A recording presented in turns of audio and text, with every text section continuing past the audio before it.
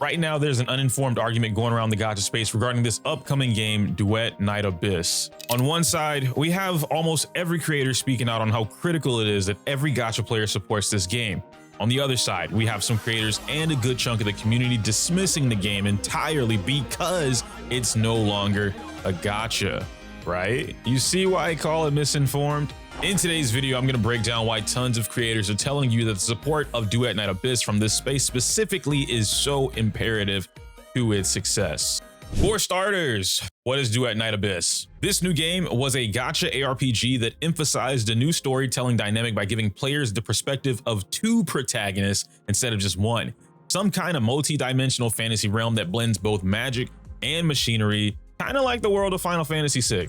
The core gameplay was this interesting style of hybrid combat that fused the ability to switch between melee and ranged on the fly, dungeon crawling, loot dropping, and raid bosses out of the gate.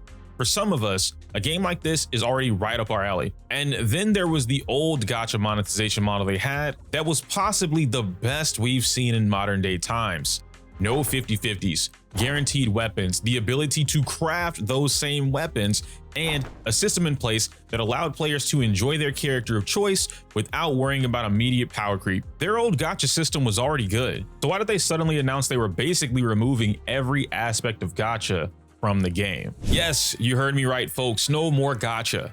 Duet Night Abyss came out of the gate less than 5 minutes into their live stream and announced that every character would be free. Yes, free, along with any signature weapons. As I said before, weapons were already craftable, so a change like that made sense, but the characters? During the live stream, DNA revealed that players would be able to acquire any and all characters for free just by grinding for fragments. Same can be said about the weapons too, but my question was, how long would this take? Realistically, of course, this could take anywhere between 2 weeks, which I think is pretty reasonable, or like, I don't know, 4 or 5. As long as this grind is reasonable and doesn't require 6 months of grinding for one character, then it's going to be a pretty strong system. There's also the option to directly purchase the premium items for a fixed price, just like how other similar games use this business model.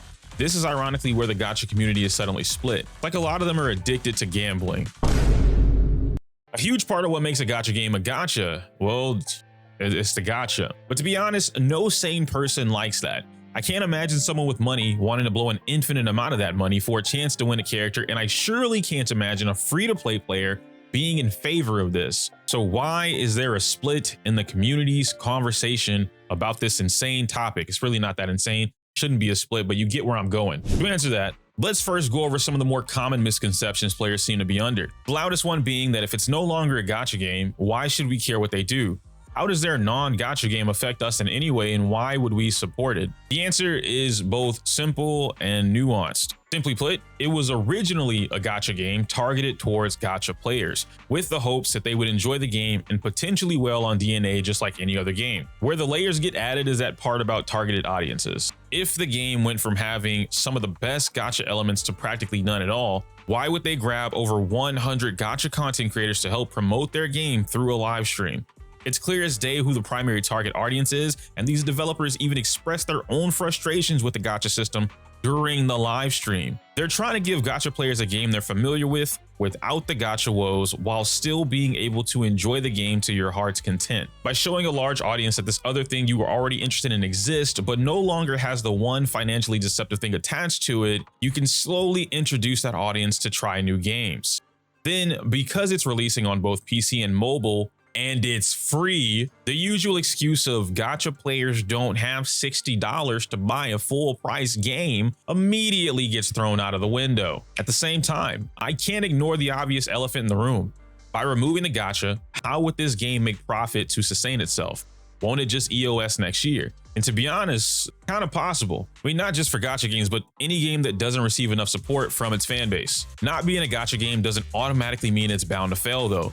With the recent uptick in chart revenue's popularity, a lot of players are under the weird suspicion that if a game isn't making $90 gazillion a month, then it's a failed game and shouldn't be played. Newsflash, bucko, most games don't make anywhere close to what gacha games do on a monthly basis.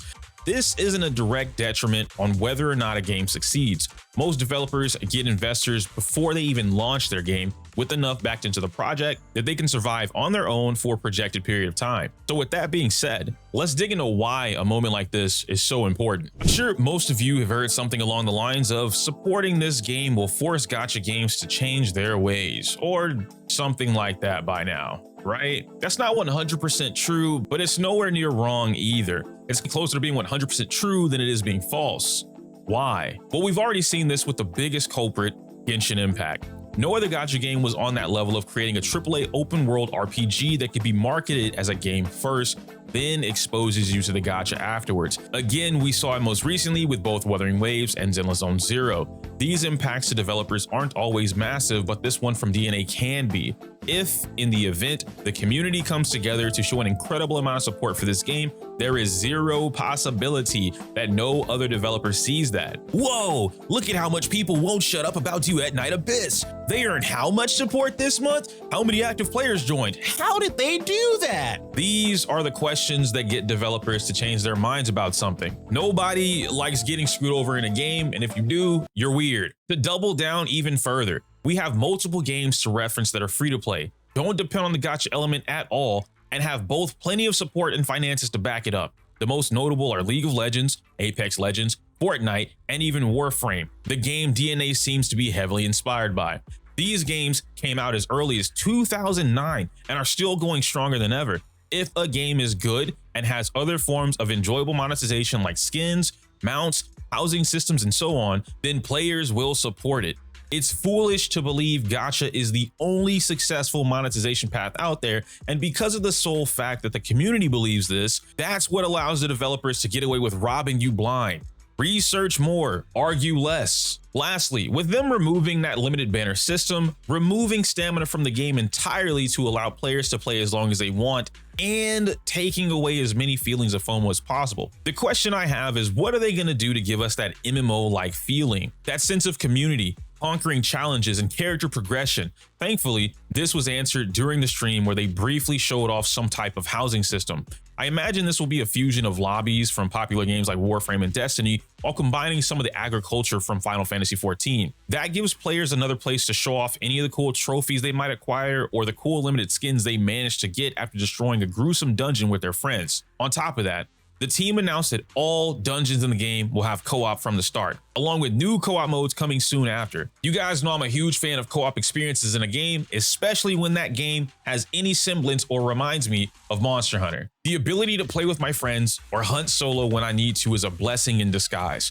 This was the biggest thing I wanted to see from the game. I wanted to know what changes would be made from the previous betas to improve the co-op experience, and it sounds like they've listened to a number of players who wanted the same thing, because changes like this are incredible for moving in the right direction. Even the dungeons got improved for both quality of life and a smoother experience. In the previous beta, there was a forced timer in the dungeon. No matter how fast you cleared that dungeon, you needed to wait until a certain time passed before being able to exit. Now it's gone. You can leave the dungeon as fast as you clear it. At the end of the day, I encourage everyone to try out Duet Night Abyss if you want to. Never force yourself to play something you don't naturally enjoy. Under normal circumstances, we always try to encourage you guys to approach these games with your wallet tucked close, but now, honestly, this might be one of the rare times where there is absolutely zero drawback to you trying this game out for yourself. Of course, I have a pre-register link down in the description and the pinned comments below if you want to help support the channel. And no, this video being sponsored isn't swaying my opinion on the game in the slightest. For those that came out to the stream the other morning, you saw how surprised I was at this changes just as much as you were. Yeah, there it is. I called it. There it is. There it is. There it is. There it is. There it is. The first fucking gacha game to let you just buy the characters outright. There it is. Duet Night Abyss releases October 28th of this year. This is the time for us as a community to send a message to the other game developers that not every game needs to be a gacha.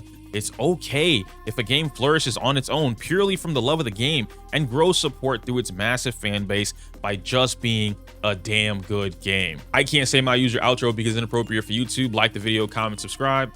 Smell you later.